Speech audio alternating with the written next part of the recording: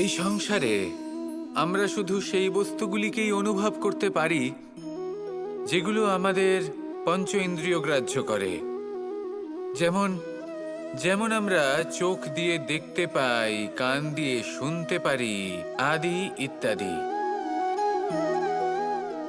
কিন্তু এমন অনেক বস্তু আছে, ভাব বা তত্ত্ব আছে যা আমাদের ইন্দ্রিয় পূর্ণরূপে অনুভব করতে পারে না, কিন্তু তা আছে এবং তা অত্যন্ত শক্তিশালী।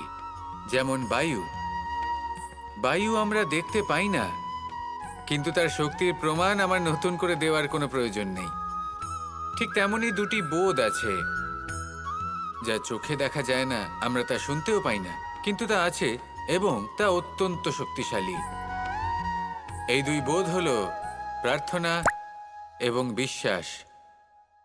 এই দুই বোধ যার মধ্যে আছে সেই সংসারে সব কিছু করতে পারে, যে কোনো শিখরে পৌঁছতে পারে, তার পক্ষে কোনো কিছুই অসম্ভব নয়।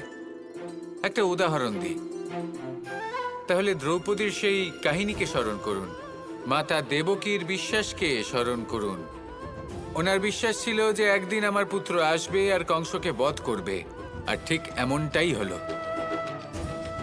সত্যি কথা বলতে এই সংসার আমাকে ঈশ্বর বলে মনে করে, কিন্তু আমি এটা মনে করি যে আমি হলাম সকলের প্রার্থনা এবং বিশ্বাসের একটি সত্তা। এনাদের প্রার্থনা এবং বিশ্বাসের মাধ্যমে ঈশ্বর এই শক্তি লাভ করেন এবং সেই শক্তি দ্বারা তিনি সবার মঙ্গল করতে থাকেন।